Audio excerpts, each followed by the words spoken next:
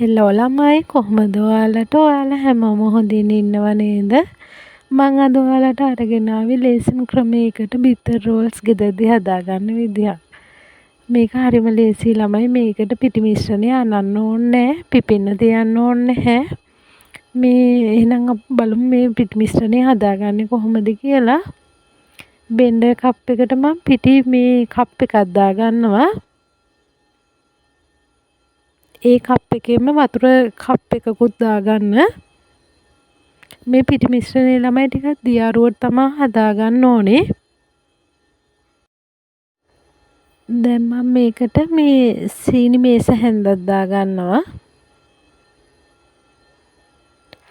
පොල් තෙලුත් මේස හැන්දක් දාගන්න. මේකට ළමයි කිසිම පිපුම් කාරකයක් මම දාගන්නේ නැහැ. ලුණු කුඩු ටිකක් දාගන්න. ඔයාලගේ රස පදමට ඔයාලා ගන්න ප්‍රමාණය අනුව.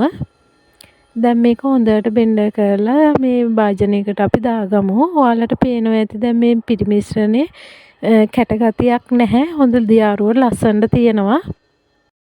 දැන් අපි පේස්ට් එක හදාගමු. මං අල ගෙඩි දෙකක් තම්බලා අරන් තියෙනවා. බීලුණු ගෙඩියක්, අම්මිරිස් කරල් දෙකක්, සුදු ලුණු, කරපිංචා, ලුණු කොල් ටිකක්. ඔයාලට මේකට සැමන් හරි මාළු හරි ඕනනම් දාගන්න පුළුවන්. දැන් මම ෆෑන් එකක් ලිපේ තියලා ඒකට තෙල් ටිකක් දාගන්නවා. තෙල් එක හොඳට රත් වෙගෙන එනකොට මම ඒකට හබ ටිකක් දාගන්නවා. දැන් සුදු ලුණු, අමු මිරිස්, කරපිංචා, ලුණු මේ ටික ඔක්කොම එකට දාලා අපි හොඳට ටෙම්පරාදු කරගමු.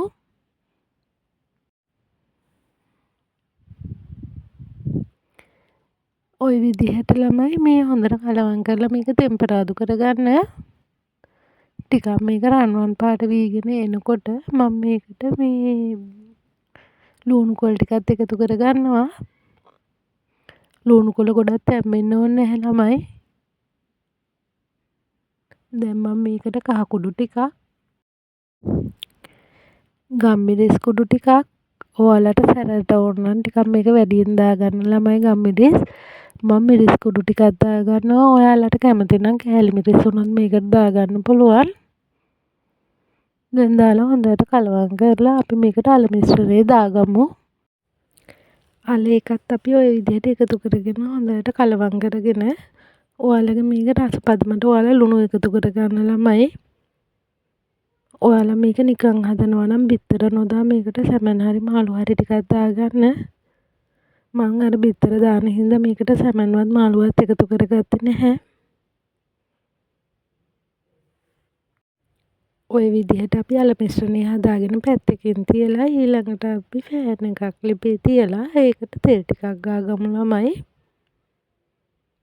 ඒකල අපි අර හදාගත්ත පිටි මිශ්‍රණයෙන් මේ ටිකක් දාලා මේක හොඳට සෝස් එකක් විදිහට හදාගන්න. මේක ළමයි මේ ටිකක් ඒ කියන්නේ කර වෙන්න දෙන්නේ නැහැ. නිකන් අර සුදු පාටට වගේ තෝස් එක එනකොට ඔයාලා බා ගන්න. හොඳට මේ පිච්චෙනවා. ඒ කියන්නේ ගින්දර අඩුවෙන් වගේ මේක තියාගන්න. ওই විදිහට අපි තෝස් එක හදාගෙන දැන් මම ඒකට අල මිශ්‍රණයෙන් ටිකක් එකතු කරගන්නවා. ওই විදිහට අල මිශ්‍රණයෙන් ටිකක් එකතු කරගෙන බිත්තර කෑල්ලකුත් මැදින් තියාගමු. දැන් මේක හොඳට දෙපැත්තට මේ නමා ගන්න. ඔයාලට මේක මේ ත්‍රිකෝණාකාර විදිහට හදා ගන්නත් පුළුවන්. මේ විදිහට හදා ගන්නත් පුළුවන් ළමයි. ඔන්න ඔය විදිහට අපි සේරම හදාගමු. ওই විදිහට ළමයි මේ අපි බිත්තර රෝස් ටික ඔක්කොම හදාගමු. මම ගත්ත ප්‍රමාණය අනුව මට බිත්තර රෝල්ස් 6ක් හදාගන්න පුළුවන් වුණා. ලොකු බිත්තර රෝල්ස්. ඔයාලට මේ ගන්න ප්‍රමාණය අඩු වැඩි කරලා ඔයාලා හදාගන්න. මම දැන් ඔය මේ බිත්තර රෝල්ස් ඔක්කොම ওই විදිහට හදාගන්නවා. ওই විදිහට සේරම හදාගෙන පැත්තකින් තියාගමු. ඒකල අර අපි මේ තෝස් එක හදාගන්න ගත්ත පිටි මිශ්‍රණය තියෙන්නේ. මම ඒකටම මේ රෝල්ස් එක අරගෙන පිටි එකේ මේ ඒ පිටි මිශ්‍රණය දවටලා පාන් කුඩු එකේ දවට ගන්නවා. ওই විදිහට.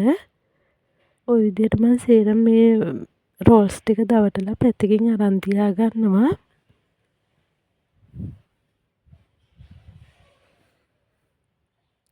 ඔයාලට පේනවා ඇති මේ බිත්තර රෝල්ස් එකක් සෑහෙන ලොකුයි ළමයි. දැන් තෙල් එකක් රත් වෙන්න තියලා අපි අර බිත්තර රෝල්ස් ටික දාගෙන හොඳට බෙදගමු රන්වන් පාට වෙනකල්. ඔයාලටත් මේක ගෙදරදී ටක් ගාලා හදාගන්න පුළුවන් ළමයි. හවස තේ වෙලාවකට අමුත්තෙක් වගේ එනකොට ඔයාලට පිළිගන්න මේක හරිම ලේසියි. ඔය තියෙන මං හදාගත්ත බිත්තර රෝල්ස් ටික ඔයාලත් අනිවාර්යෙන් මේක try කරලා බලන්න. ආයෙ ලස්සන වීඩියෝ එකකින් හම්බ වෙනකල් පරිස්සමෙන් සතුටින් hina වෙලා ඉන්න ළමයෝ.